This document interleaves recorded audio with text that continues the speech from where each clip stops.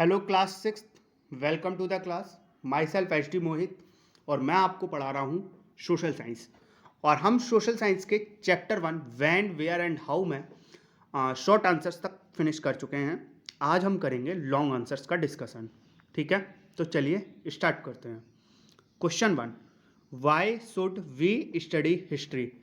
हम हिस्ट्री क्यों पढ़ते हैं? Answer 1, we should study history because हम हिस्ट्री पढ़ते हैं क्योंकि पहला पॉइंट है, history teaches us about the past and the study of the past is important to understand the present. History हमें पढ़ाती है पास्ट के बारे में, हिस्ट्री हमें बताती है पास्ट के बारे में, और पास्ट की स्टडी करना बहुत इंपॉर्टेंट होता है। अगर हम प्रेजेंट को अंडरस्टैंड करना चाहते हैं, प्रेजेंट को समझना चाहते हैं, तो हमें पास्ट को जानना पढ़ना बहुत ज़रूरी होता है।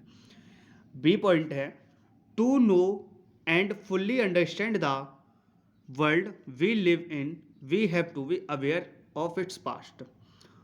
हमें अगर अपने वर्ल्ड को जानना है और पूरी तरीके से समझना है जिस वर्ल्ड में हम रहते हैं, तो हमें अपने पास्ट को जरूर जानना पड़ेगा। ठीक है, तो इसलिए हिस्ट्री पढ़ना इंपॉर्टेंट है, हमें इसलिए हिस्ट्री पढ़नी चाहिए। ठीक है, समझ गए? अब देखिए question number 2, what were the favourable condition that attracted people to settle near the Ganges river valley? वो कौन सी फेवरेबल कंडीशंस थी जो कि पीपल को अट्रैक्ट करती थी कि वो गंगेस रिवर जो है उसकी वैली के आसपास सेटल हो? क्यों? तो पहली कंडीशन थी, it has fertile plain that attracted the people to settle near the Ganges river valley. वहाँ पर फर्टाइल प्लेन थी। ठीक है, तो जो कि फर्टाइल प्लेन थी तो वो अट्रैक्ट करती थी पीपल्स को कि वो गंगेस रिवर वैली के आसपास सेटल हो। ठीक है, because of favourable climate condition people settled in Ganges valley. Favourable climate condition थी, इसकी वजह से लोग गंगेस वैली के आसपास सेटल हो रहे थे, क्योंकि वहाँ पर कंडीशन बहुत क्लाइमेट कंडीशन जो थी वो फेवरेबल थी। और पहला पॉइंट हो गया फर्टाइल प्लेन था, 2 पॉइंट हो गए, 2 पॉइंट आपको लिखना है, फर्टाइल प्लेन, दूसरा फेवरेबल कंडीशन, तो हो जाएगा। समझ में आया? चलिए question 3, what is archaeology? Archaeology क्या है? How does it help to know our past? और ये कैसे हमारी पास्ट को जानने में हेल्प करती है?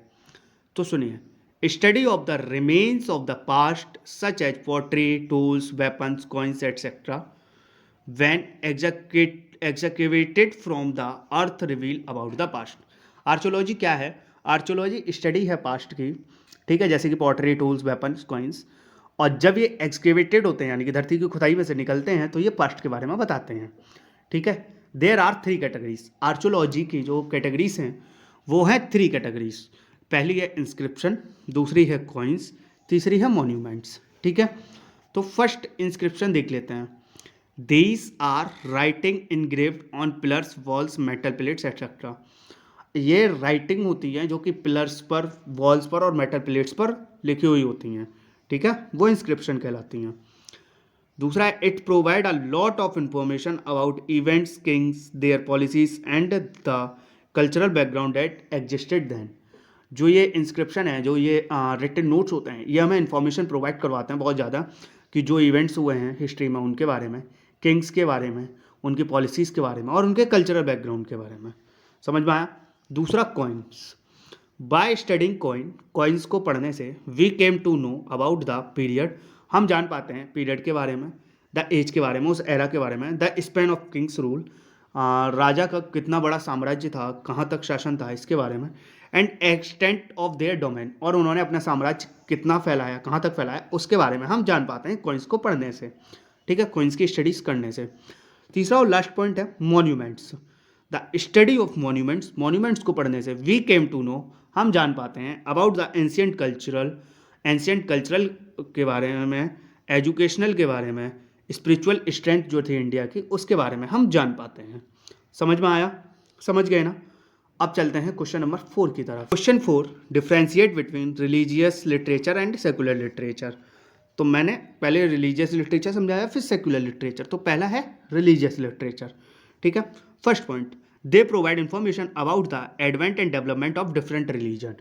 जो रिलीजियस लिटरेचर है वो हमें इंफॉर्मेशन प्रोवाइड करवाता है कि कैसे एक रिलीजियस लिटरेचर, कोई भी कैसे एक रिलीजन एडवेंट हुआ और डेवलप हुआ, ठीक है।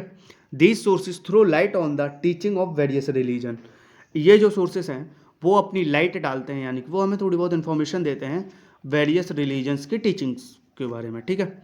एग्जाम्पल क्या हुआ रिलीजियस लिटरेचर के? The Vedas, Veda, the Ramayana, Ramayana, the Gita, ठीक है।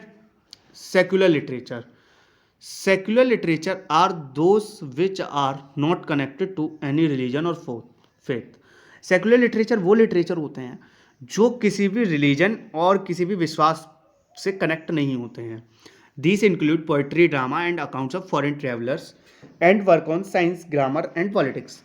ये इसमें क्या होता है? इसमें होता है पोइट्री होती है, ड्रामा होता है, और फॉरेन ट्रेवलर्स ने जो लिखा वो होता है, और साइंस पर क्या वर्क हुआ वो होता है, और ग्रामर और पॉलिटिक्स के बारे में पता चलता है हमें।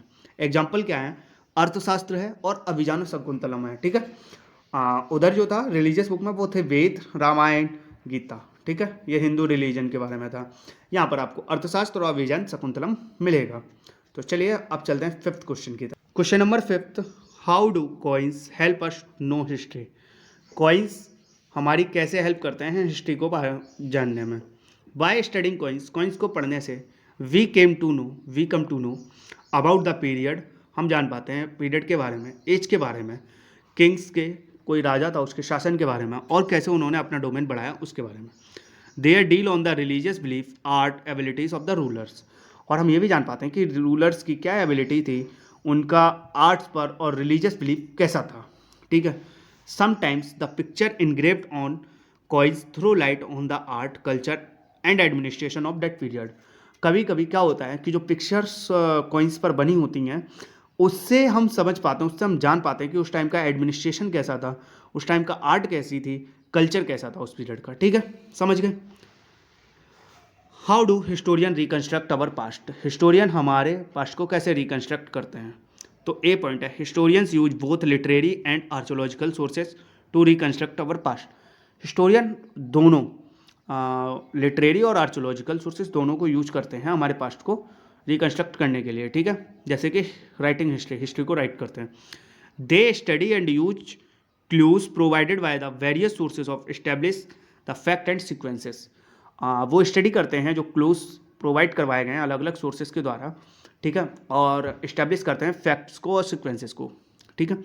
दे should use both type of sources to confirm, वो दोनों टाइप के सोर्सेज को कन्फर्म यूज करते हैं कन्फर्म करने के लिए, इंटरप्रेट करने के लिए, और फेयर ट्रीटमेंट देने के लिए। वो जो लिख रहे हैं, वो जो बता रहे हैं, क्या वो सही है, ये सारा कुछ कन्फर्म करने के लिए वो दोनों टाइप के सोर्सेज को यूज करते हैं।